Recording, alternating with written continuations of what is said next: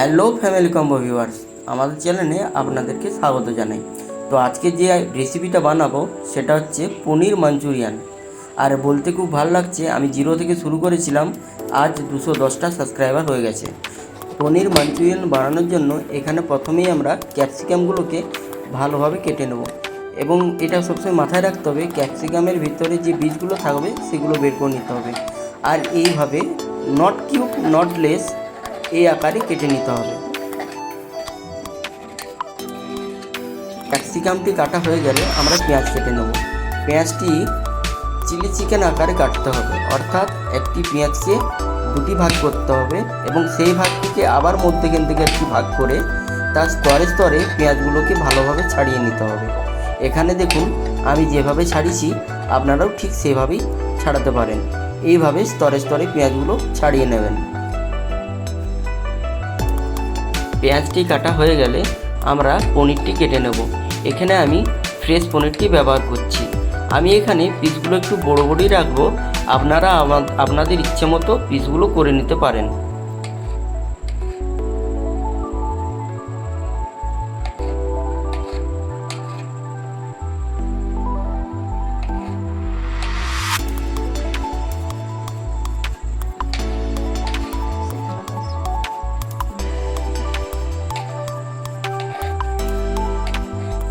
পনিরটি কাটা হয়ে গেলে একটা পাত্রে পনিরটিকে তুলে রাখুন।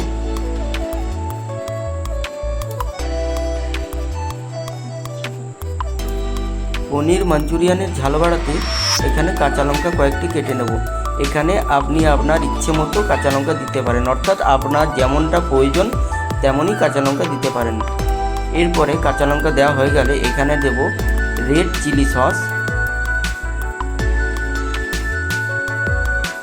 যেমন পরিমাণ পনির থাকবে তেমন পরিমাণ সস দিতে হবে আপনাকে।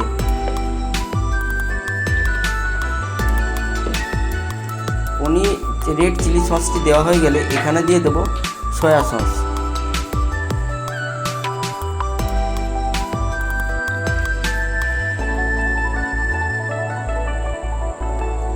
যত পরিমাণ রেড চিলি সস দেবেন তত পরিমাণই সয়া সস দেবেন। এরপরে দেব green chilli sauce. Green chilli sauce মোটামুটি আপনার ঝাল যেমন প্রয়োজন তেমনই দেবেন। আগে যেহেতু কাঁচা লঙ্কা দিয়েছি তাই আমি এখানে একটু কম দিলাম। এরপরে একটু জল মিশিয়ে সসগুলোকে ভালোভাবে গুলিয়ে নেব, যাতে সসটি একে অপরের সাথে পুরোপুরি মিশে যায়।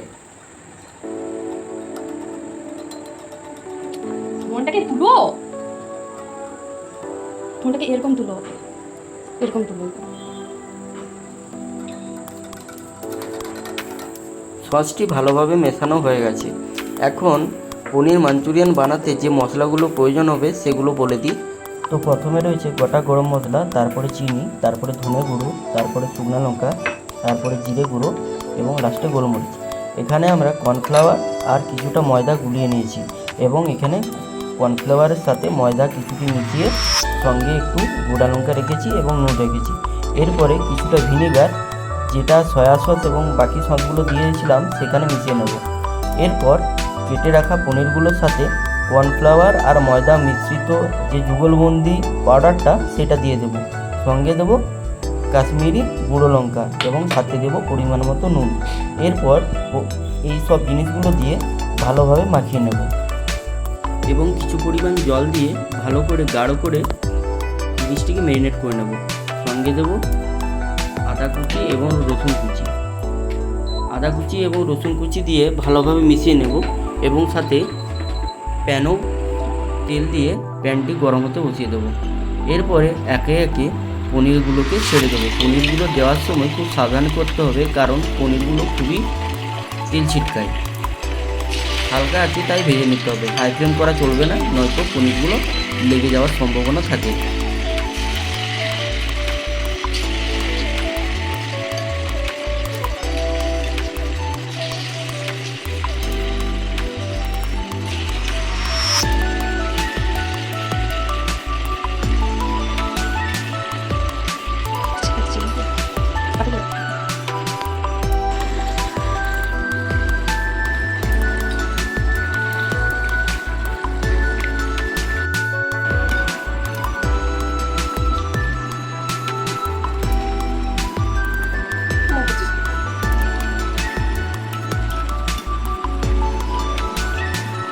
আমাদের পনিরটি এখানে লাল করে ভাজা হয়ে গেছে, ব্রাউন কালার হয়ে এসছে। তো এরপর আমরা একটি ছাকনা দিয়ে পনিরটিকে তেল ঝরিয়ে ভালোভাবে তুলে নেব।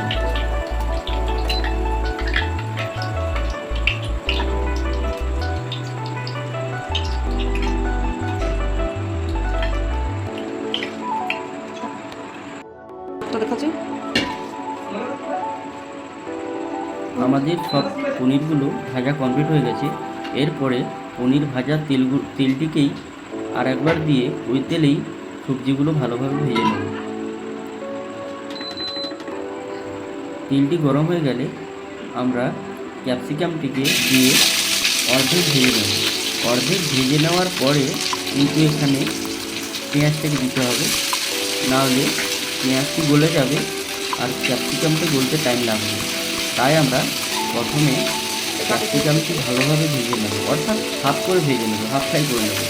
হাফ ফ্রাই হয়ে গেলে তারপরে দেবো পেঁয়াজ।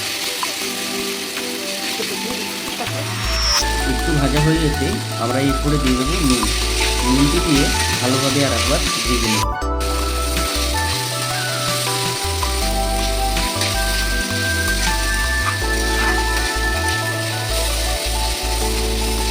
ক্যাপসিকামটি হাফ ফ্রাই হয়ে গেছে, এখন আমরা কেটে রাখা পেঁয়াজটি দিয়ে আরেকবার ভালো করে ভেজে নেব।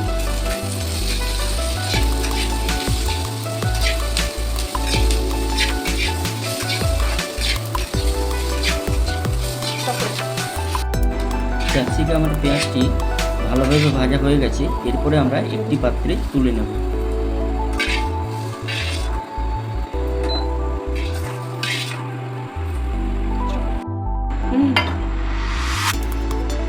এরপর সামান্য তেল দিয়ে তেলটি একটু গরম করে নেব। তেলটি গরম হয়ে গেলে আমরা এখানে দিয়ে দেব রসুন কুচি কাটা এবং আদাটিও কুচি কুচিভাবে কাটতে হবে, যাতে এগুলো খাবার সময় দাঁতে না লাগে। সাথে দেব কেটে রাখা কাঁচা লঙ্কা।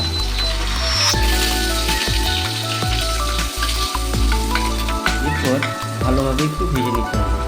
যখন দেখব এটি কালারটি কালচে রঙের হয়ে আসছে, তখন আমরা দিয়ে দেবো গোটা গরম মশলা। গোটা গরম মশলা দিয়ে আর একবার ভালো করে ভেজে নেব। এরপর দিয়ে দেবো ক্যাপসিকাম এবং পেঁয়াজ ভাজা।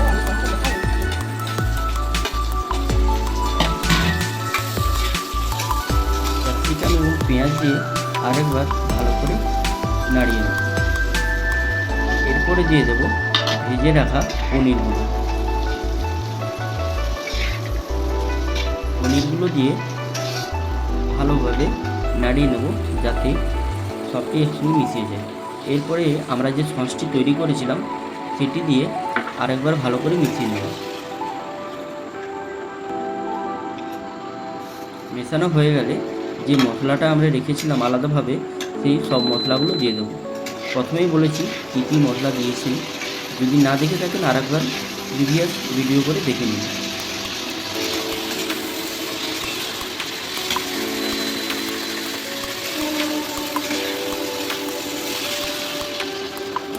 মশলাটি দিয়ে কিছুক্ষণ এইভাবে নাড়িয়ে ভালো করে মিশিয়ে নিতে হবে।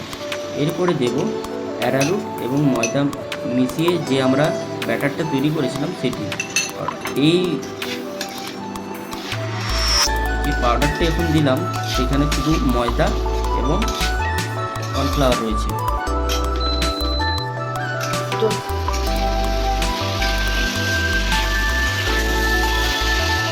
ময়দা আর কর্নফ্লাওয়ারের জলটি দিয়ে ভালোভাবে নাড়িয়ে নেব।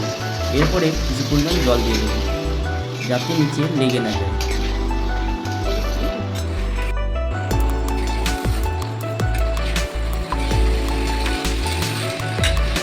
একটু শুকিয়ে গেলে গ্যাসটি বন্ধ করে নেব এবং অন্য পাত্রে তুলে রাখব। আমাদের এখানে পনির মাঞ্চুরিয়ান তৈরি হয়ে গেছে। এরপরে গরম গরম বাটিয়ে সার্ভ করব। কথা দিচ্ছি, যদি কোনো আত্মীয় আপনার বাড়ি আসে এবং এটি বানান, তাহলে খেয়ে কিন্তু আপনার নাম করতেই হবে। এই চিলি মাঞ্চুরিয়ান বা পনির মাঞ্চুরিয়ান, এটি কিন্তু ফ্রাইড রাইস অথবা রুটি অথবা রুমালি রুটির সঙ্গে খেতে বেশ ভালো লাগে। এখানে আমি একটু রুটির মতো করে তেল দিয়ে সেঁকে নিয়েছি, পরোটার মতো করে, বেশি তেল না, আমি খাই না বলে। এবং খেয়ে দেখলাম সত্যি দুর্দান্ত হয়েছে। ভালো লাগলে চ্যানেলটির সাবস্ক্রাইব করুন।